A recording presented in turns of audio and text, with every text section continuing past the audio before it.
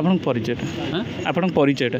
ମୋ ନାଁଟା ହେଲା ଦିବ୍ୟ ରଞ୍ଜନ ପଣ୍ଡା ହେଲା, ଘରଟା ହେଲା ନ୍ୟୁ ଇଣ୍ଡିଆ ସାହି ବାସୁଦେବପୁର।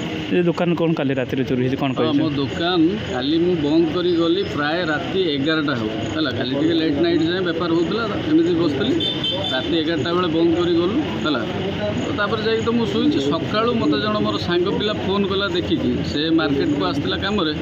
ସେ ମୋତେ ଦେଖିକି କହିଲେ ଯେ ନନା ତୁମ ଦୋକାନ ସଟରଟା କ'ଣ ତଡ଼ା ହେଇଛି, ଆଉ ଟିକେ ଜଲ୍ଦି ଆସନି।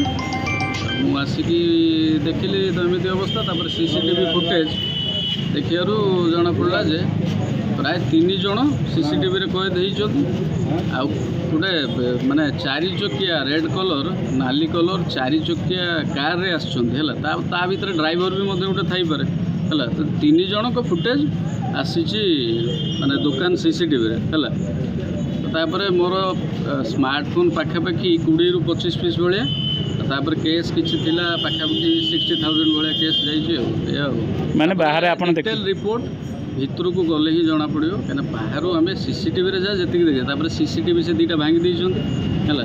ବାକି ଡିଟେଲ୍ସଟା ଭିତରକୁ ଯାଇକି ଯାଞ୍ଚ କଲେ ଯାହା ଜଣାପଡ଼ିବ। ଆଉ ଏ ହେଉଛି କଥା। ହଁ, ଥାନାର ସକାଳୁ ଯାଇକି ଆମର ଏତଲା ଦେଇକି ଆସିଲି। ପୋଲିସ ବାବୁମାନେ ଆସିକି ପହଞ୍ଚିଲେ, ଯାଞ୍ଚ ଚଲେଇଛନ୍ତି। ଆଉ ସନ୍ଦେହ କାହାକୁ ହେଉଛି ସେମିତି? ସନ୍ଦେହ ତ ମୋର ଆଜ୍ଞା ସେମିତି କାହାକୁ ମୁଁ କେମିତି ଜାଣିବି କ'ଣ, ଆଉ ସେମିତି ତ ନାହିଁ। CCTV ଫୁଟେଜ୍ରୁ ତାଙ୍କ ମୁହଁ ଆସୁଛି, କିନ୍ତୁ ମୁଁ ତାଙ୍କୁ ଚିହ୍ନି ପାରୁନାହିଁ। ବାକି ପୋଲିସ ଭାଇ ମୋର ବାବୁଙ୍କ ସାହାଯ୍ୟରେ କିଛି ଜଣାପଡ଼ିବ କିଏ ସେ ଲୋକ, କ'ଣ ଜଣାପଡ଼ିବ। ଆଉ କ'ଣ ଚାହୁଁଛନ୍ତି? ଚାହିଁବି କ'ଣ, ଆଉ ମୋ ଜିନିଷଟା ମୋତେ ଫେରି ଆସୁ, ଆଉ ଯେଉଁମାନେ ଏ କାମ କରିଛନ୍ତି ତାଙ୍କୁ ଦଣ୍ଡ ମିଳୁ। ଏଇ ତ ହେଉଛି ଜିନିଷ, ଆଉ ଚାହିଁବା କ'ଣ। ନୂଆ ନୂଆ ଖବର ଜାଣିବା ପାଇଁ ଆମ LNTV କୁ ଲାଇକ୍, ସେୟାର ଓ ସବସ୍କ୍ରାଇବ୍ କରନ୍ତୁ।